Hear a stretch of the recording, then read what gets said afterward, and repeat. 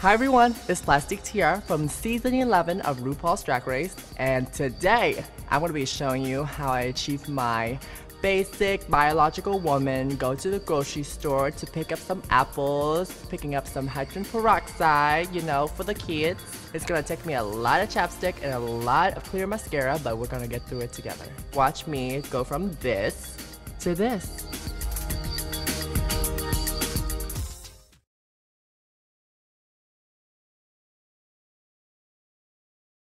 En général, le maquillage, les principes de perspective de lumière qui sont utilisés dans les techniques de maquillage les plus courus en ce moment permettent simplement d'illuminer, d'embellir le visage, mais de rapprocher le visage de l'être humain à la perfection. Il y a un visage, c'est-à-dire il y a un prototype de visage qu'on dit que ce prototype-là se rapproche le plus du visage de la perfection. Et ce prototype-là, justement, c'est ceux qui ont ce prototype est visible vers ces personnes-là qui ont un visage ovale, en fait. Un visage ovale. Donc, en général, lorsque vous avez un visage carré ou triangulaire, comme ça, on va utiliser énormément ce matériel, ces principes-là, ces deux principes de maquillage. On va utiliser en général ce principe de maquillage, de création de perspective, là, pour rapprocher votre visage vers l'ovalité, en fait, vers les visages ayant cette forme-là, c'est-à-dire la forme ovale. Les deux principes sont le strobing et le contouring. Ce sont des principes de maquillage qui sont trendy depuis près de 10 ans, hein, avec les histoires de Kim Kardashian, des sœurs Kardashian, en fait. Ces deux principes-là ont eu un impact fou, mais qui existait déjà. C'est-à-dire, ça a commencé, ça a vraiment une explosion fou à l'international, mais ce sont des principes qui existaient déjà, et ça rejoint justement ce que je disais avant. C'est-à-dire, ce sont des principes qui ont été créés dans le but de rendre le visage des hommes plus féminin. C'est un principe qui a été utilisé au théâtre dans le théâtre, mais c'est aussi un principe qui a été utilisé en général par des hommes-femmes, en fait. Les hommes, les transsexuels, en fait. Oui, les transsexuels, ou bien ces hommes-là qui s'habillent en femmes, en fait, qui se maquillent, enfin, puisqu'ils avaient un visage rigide, donc parce que leur visage est beaucoup plus rigide, ils ont utilisé ce principe parce que ça leur permettait de casser psychologiquement, ça permet de casser psychologiquement la rigidité du visage de l'homme, et ça leur amenait plus vers un visage féminin. Voilà. Les drag queens, en général, ce sont les drag queens qui utilisent ce principe-là de manière beaucoup plus exagérée. Mais ça a été amené comme trend. C'est devenu trendy, ça est devenu à la mode parce que justement, on a plus vu ça chez les Kardashian. Avec le make-up artiste Mario. Mario qui est l'un des premiers make-up artistes justement à avoir cette technique-là. Et ça, justement, ça a commencé à être trendy jusqu'aujourd'hui. Après, on a eu une amélioration de ça qui est devenu justement la deuxième technologie dont je parlais. Voilà, dans les deux cas de strobing, en fait, dans les deux cas de figure, pendant que l'un utilise des ombres portées plus sombres, en fait, ça c'est le contouring. Le contouring utilise des textures un pile plus sombre que votre teinte de peau pour ressortir justement le plus clair. Le strobing par contre utilise une texture, l'highlighter, le lumineux, un pile plus clair que votre teinte de peau. Et il fait que ça illumine. Vous n'avez pas besoin au strobing d'ajouter la texture, la teinte noire. En fait, vous n'avez pas besoin d'ajouter la matière noire ou la matière plus sombre que votre peau. Non, pour créer la perspective. Donc, vous avez simplement besoin d'utiliser le strobing, les highlighters, voilà. Les bronzers, voilà. Les bronzers plus clairs, en fait, c'est un peu ça. Donc, ce qui se passe, c'est quoi? C'est que lorsque cette technique-là, il y a beaucoup de trends. Il y a notre trend qui est sorti récemment, ce sont les cils larges. Vous allez voir des filles avec des cils vraiment très larges, ou bien avec des longs cils. Ce sont des trends, en fait. Ce sont des tendances qui sortent même dans le maquillage, qui sont en général extraits des défilés de mode, en général.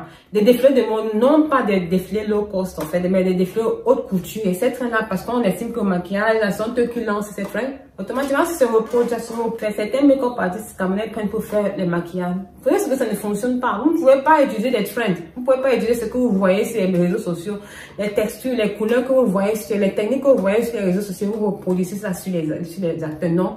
Lorsque vous devez maquiller un personnage, vous devez le maquiller en fonction du rôle qu'il doit jouer.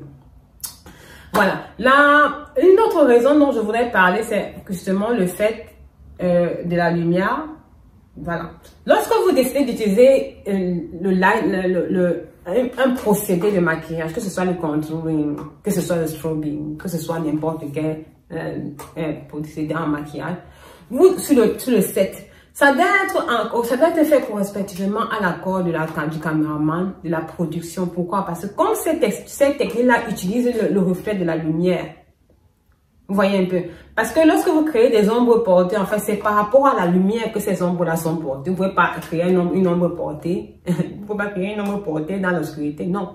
C'est par rapport à la lumière que ces textures-là sont créées. C'est par rapport à la lumière qu'un inhalateur va plus briller par rapport à un autre, en fait. Vous devez le faire directement en considérant la lumière sur le set. Et c'est pour ça que la production doit travailler en pair avec vous. Celui qui s'occupe de la lumière, le responsable des lumières, le régisseur de lumière, doit être présent sur tous les sets de maquillage, en fait, pour être sûr que les lumières qui seront utilisées en rapport à la densité de lumière qui sera utilisée sur un set. Le maquillage sera modifié ou bien accentué ou bien adapté. Pourquoi? Parce que si la lumière est trop forte et qu'on a en face de nous un maquilleur qui a utilisé le strobing, les textures les alertes que l'on a mis vont trop briller. Et peut-être ça peut détériorer le personnage, en fait, ça peut détériorer l'aspect du personnage. Si par contre on a une lumière trop sombre et que l'acteur par contre a utilisé, le make-up artist a utilisé le contouring, ça veut donc dire que les ombres portées seront beaucoup plus accentuées. Ça peut beaucoup plus accentué et on aura le visage de l'acteur qui va ressortir. Peut-être ça peut trop ressortir et ça fait un effet masque. Donc, ce sont ces considérations-là qui doivent faire. Enfin, on ne fait pas, comme je l'ai dit, je le dis toujours. Toujours chaque fois que je fais ces vidéos. On ne fait pas un film pour le faire, on ne fait pas un maquillage juste pour le faire. J'espère que je raconte bien l'histoire. Voilà. Une autre chose dont je voudrais parler, c'est aussi, la dernière partie même. C'est lorsque voilà, une chose vraiment importante. Et ça, je l'avais dit sur sur un film une série que j'avais vue. Une série camerounaise. Que j'aimais bien. Ils ont arrêté le tournage. Elle passe dans les consorts. Qu'est-ce qui se passe? C'est que lorsque l'étalonneur essaie d'étalonner, et que la luminosité n'est pas right, c'est-à-dire on n'a pas bien la lumière ne sont pas les bonnes lunettes, ne sont pas adaptées, et que derrière ça les prises de vue ne sont pas réussies, et que la caméra n'a pas été bien réglée. Lorsque l'étalonneur veut étalonner, c'est-à-dire mettre la couleur, ajouter des effets ou bien simplement aussi mettre des filtres, gérer le contraste, la luminosité, élever ou réduire la luminosité. Qu'est-ce qui se passe? C'est que le maquillage, si c'est qu'il n'arrive pas à le faire, s'il y a trop de couleurs, si c'est que la lumière n'est pas adaptée, qu'est-ce qui va se faire? C'est qu'il va se créer un calque pour bien qu'il était sur le set.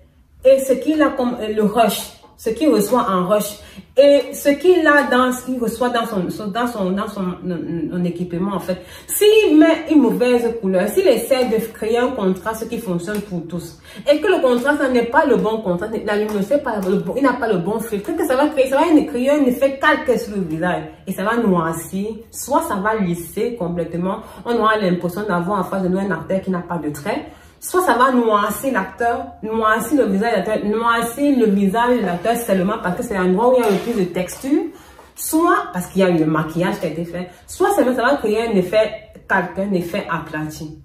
Voilà. Donc, c'est aussi lié, tout ça, c'est pour dire en fait que parfois, tout ça, tous ces corps de métier doivent travailler ensemble, en fait. Ils doivent faire des essais avant. Ils doivent faire des essais. Ça ne veut pas dire que sur le tournage, il n'y aura pas d'erreur. Mais que ce soit des erreurs qui seront rattrapables, en fait. Que ce soit des erreurs on ne pourra pas dire si on continue. Voilà. C'est pour dire que tous ces corps de métier doivent travailler ensemble. Si le make-up artist fait un mauvais maquillage, et que la lumière est trop forte, en plus de ça, la lumière est trop forte, et que dans les rushs, en fait, l'étalonneur reçoit des rushs où il n'arrive pas à manipuler la couleur, automatiquement à manipuler ou bien à adapter le bon filtre, à adapter la bonne essence de couleur, le bon trio de couleurs, automatiquement on aura un rendu négatif sur le maquillage. Voilà. Donc, aussi le maquillage sur l'acteur, on passe sur le maquillage sur l'acteur, en fait, parce qu'il est maquillé et qu'il a déjà des textures. Tout c'est quoi? C'est qu'il a de la texture. Il a de la texture sur il a de la texture sur le visage, dont le rendu peut être négatif. Et pour vous faire comprendre que parfois la faute, ou bien même l'acteur, ou bien même le make-up artiste peut bien maquiller là. Le gars, il peut faire un bon travail de maquillage. Il peut faire vraiment un bon travail de maquillage, like seriously. Il peut faire un bon travail de maquillage.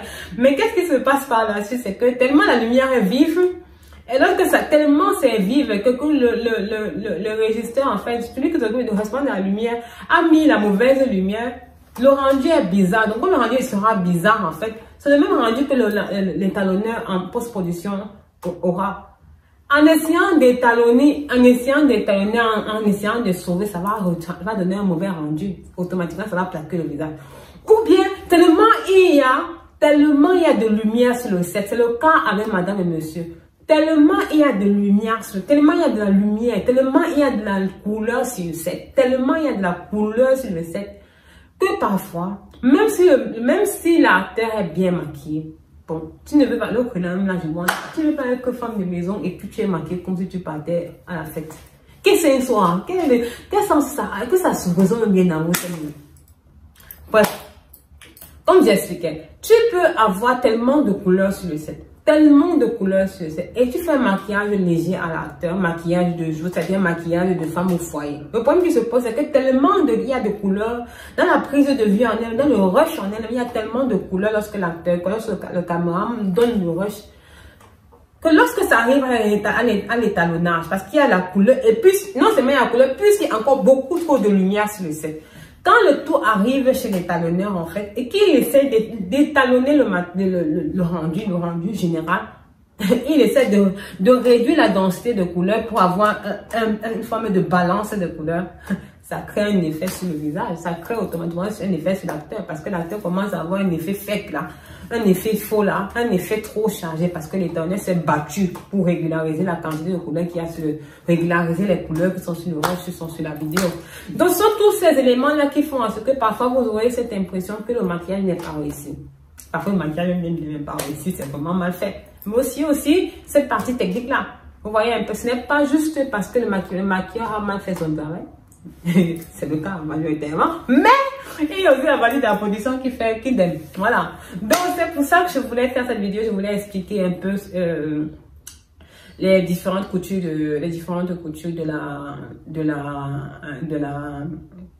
du maquillage en fait. Et j'espère que j'ai clarifié certains